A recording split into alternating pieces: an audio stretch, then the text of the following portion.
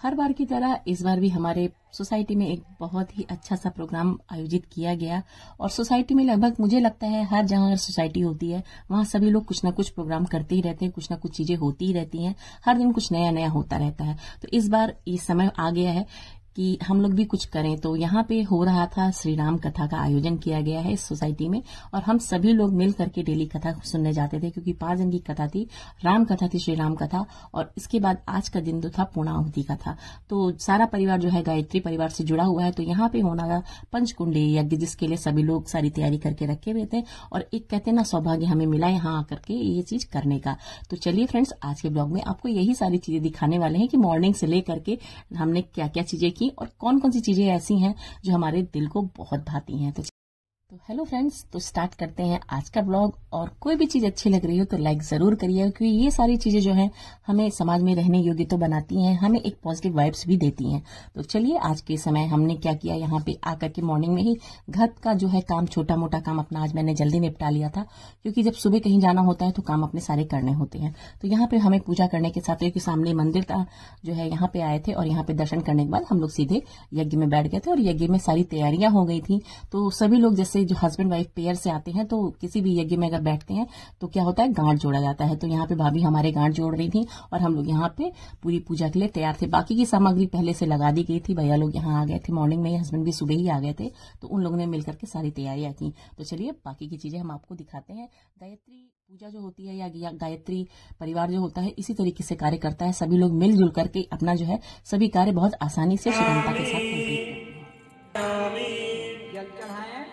आचमनम समर्पयामि, जल चढ़ाएं, स्नानम समर्पयामि, जल चढ़ाएं, वस्त्रम समर्पयामि, कलावा तोड़ के एक कावे का टुकड़ा चढ़ा दें, यज्ञोपवीतम समर्पयामि, एक यज्ञोपवीत रखा है आपके प्लेट में, यज्ञोपलेपयामि आपके पास, समर्पयामि, कुछ द्रव्य दक्षिणा हो चढ़ा दें, नहीं तो सर्वाभावे अक्षतान समर्पयामि, अक्षत चढ़ा दें, उसके बाद प्रणाम कर लें। ओम नमः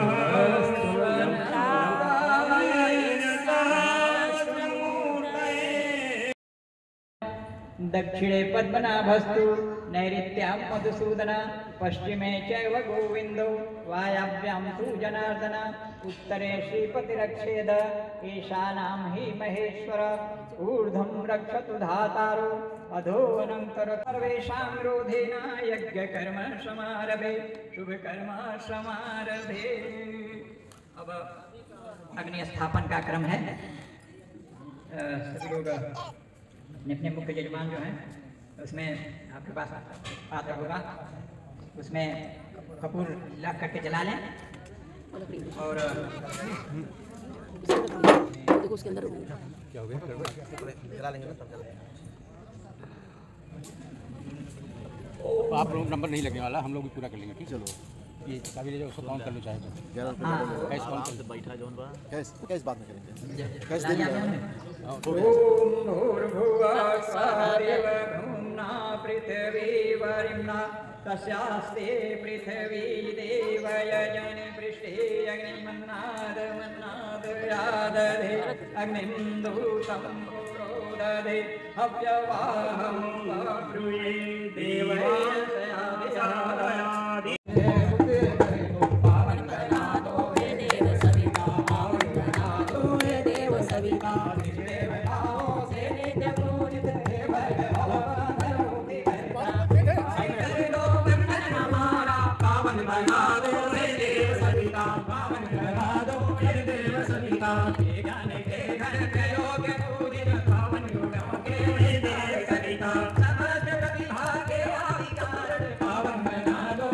देव सविता ब्रह्मनिष्ठो सेना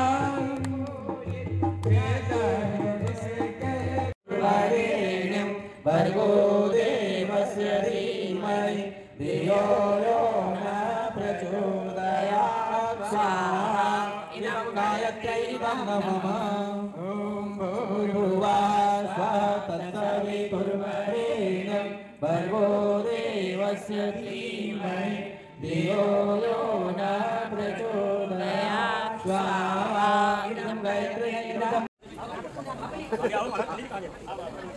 जो लोग अब आए हैं वो लोग पवित्रीकरण करें।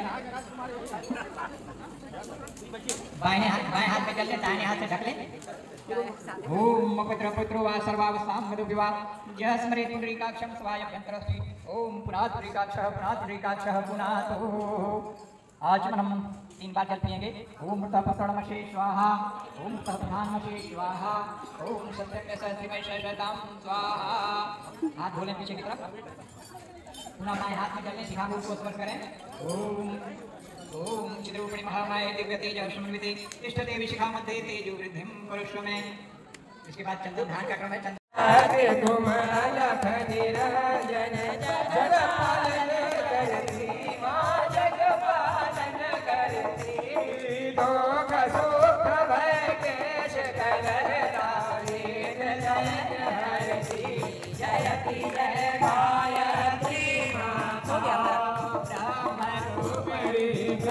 पालने जगत रात अम्बे माँ जगत रात अम्बे भवहारी जनहितकारी सुखदा जगदम्बे जयति जय काली। खर्च देना था। भवधारिणी अनगे अजय आनंद राशि माय जय आनंद राशि अभिकारी अगहरी अभिचरित अमले अविनाशी जयति जय। आरती में ध्यान दो, उसको छोड़ दो अभी। प्रत्येक में व्यवहार हो, हाथ जोड़ झुकाए मस्तक वंदना कर रहे। इस तरीके से हमारा जो है पंचकुंडी यज्ञ संपन्न हुआ और इसके बाद आरती हुई। आरती के बाद हम सभी लोगों ने प्रसाद लिया। और कहते हैं ना कि ये सारी चीजें अगर होती हैं तो एक दूसरे से मिलना भी बहुत अच्छी तरीके से हो जाता है। टाइम हो जाता है, लोगों से काफी लंबा समय हो जाता है कि मिलना नहीं हो पाता, या फिर फेस्टिवल में मिलते हैं या फिर शादी ब्याह में ही मुलाकात हो पाती है, क्योंकि लाइफ इतनी ज्यादा बिजी हो चुकी है, लोग इतना ज्यादा व्यस्त हो चुके हैं कि किसी के पास इन सब चीजों के लिए टाइम ही नहीं है। मगर कहते हैं कि अगर सोसाइटी में लोग इस तरह से जागरूक रहें तो बहुत अच्छा रहता है और इस तरह से लोगों से मिलना भी हो जाता है। तो ये सारी चीजें करने के बाद मैं वापस आ गई हूँ घर पे। और घर पे मैंने केले उबाल रखे थे, जो कि सुबह सुबह आज मुझे केले के पकौड़े जो होते हैं वो बनाने थे, साथ में कोफ्ता बनाना था कह लीजिए। तो केले का कोफ्ता कैसे बनता है इसकी रेसिपी में ऑलरेडी डाल चुके हैं, तो बहुत ही टेस्टी लगता है अगर इसको आलू के साथ या शकरकंदी के साथ उबाल के बनाइए। इस बार मैंने शकरकंदी भी डाली थी और आलू भी डाला था, दोनों को मिक्स कर दिया था। तो नाश्ते के लिए मैंने थोड़ा सा इसमें से ऐसे ही निकाल लिया था और चटनी बना ली थी कहती कि जो कि बहुत ही टेस्टी थी, उसके साथ ये खाने में बहुत अच्छा लग रहा था। तो इस तरीके से इसको बनाना कैसे बनाया जाता है अगर आप कहेंगे तो फिर से मैं इसके बारे में बता दूंगी। और इसके क्या होते हैं, मसाले रेडी किए जाते हैं, क्योंकि कोफ्ता जो है आप किसी भी तरीके से बना रहे हैं बना सकते हैं, बहुत ही आसान होता है। तो मैंने सारी चीजें अपनी फटाफट बना ली, बॉल बना ली और फटाफट जितनी भी चीजें थी फ्राई कर ली। और इनको जो है फ्लेम जो है इसका मीडियम फ्लेम पे मैंने फ्राई किया, क्योंकि आलू ऑलरेडी उबला रहता है, केले उबले रहते हैं, इसलिए ज्यादा टाइम नहीं लगता, सिर्फ कलर के लिए जो होता है किया जाता है। और साथ मैंने आज जो मैंने है पनीर की जो है फेणी बनाई थी, जो कि वो बहुत टेस्टी होती है, उसको भी मैंने भोग में लगाने के लिए लड्डू गोपाल जी के लिए भी बनाया था, क्योंकि सुबह भोग लगता है उनको। तो इस तरीके से फेणी बना ली थी और मैं लेके जा रही हूँ भोग लगाने के लिए, क्योंकि सुबह का समय है तो ये सारे काम जरूरी होते हैं फटाफट करने के लिए। और आज बच्चे भी घर पे थे तो मैंने क्या किया, बढ़िया से चंक्स जो पापड़ होते हैं जो कि हम लोग दिवाली या होली में बनाते हैं, तो इस तरीके से मैंने बना के रख दिया। और ये हमारे कोफ्ती की तरफ रेडी हो गया और दूसरी तरफ मैंने बनाई बढ़िया सी कैथे की चटनी। अगर आप लोग जानते हैं तो कैथे को कपित भी कहते हैं, जो कि गणेश जी को चढ़ाया जाता है। और ये है कैथा, जो कि ऊपर से काफी सख्त होता है और अंदर बहुत ज्यादा सॉफ्ट होता है। तो ये पका कैथा है, जो कि इसका जो कच्चा जब होता है तो अंदर सफेद होता है, हल्का सा ब्राउनिश होता है। और इसको मैं ले रही हूँ लहसुन के साथ, तो लहसुन को मैं छील नहीं रही हूँ, लहसुन को मैंने धो लिया है, छिलके उतारे नहीं है। तो इसी तरह से बनाइए तो बहुत ही बढ़िया लगता है।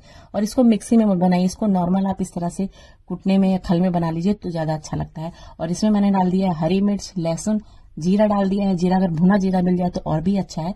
तो इसको क्या करना है, इस तरह से डालना है और इसमें आप काला नमक थोड़ा सा डाल दीजिए, थोड़ा सा सफेद नमक डाल करके इसको अच्छे से कूट लीजिए। इसको कूटने के बाद ही इसके अंदर हम जो है बाकी के पल्प डालेंगे और एक गुड़ की भेली भी डालेंगे छोटी सी, अगर आपको मीठा पसंद है तो थोड़ा सा उसको डाल लेंगे तो बहुत ही अच्छा टेस्ट आता है।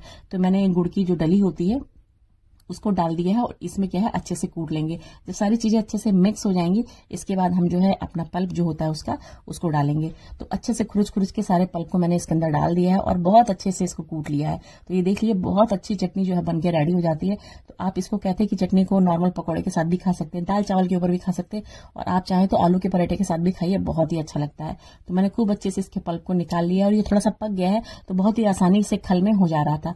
आप चाहें तो मिक्सी में बना सकते हैं, मगर जो टेस्ट आपको खल में आएगा वो आपको मिक्सी में नहीं आएगा। और इसमें चाहे तो 2-4 पुदीने के पत्ते भी डाल दीजिए, और मैंने इसमें थोड़ा सा ऑलिव ऑयल डाल दिया है, अगर आप डालना चाहें तो, नहीं तो स्किप कर सकते हैं। और इनको क्या करना है, इसी तरह से हल्का सा कूट लेना है और सारी चीजों को अच्छे से मिक्स कर लेना। और ये जो है हमारी बढ़िया सी कहते कि चटनी रेडी हो गई थी। तो मैंने इसे पकौड़े के साथ दिया था खाने के लिए बच्चों को, उन्हें बहुत पसंद आई। आप लोग भी इस तरह से इसे बनाइए। तो ये था मेरा आज का ब्लॉग, कैसा लगा जरूर बताइएगा। जल्दी ही मिलते हैं नेक्स्ट वीडियो में।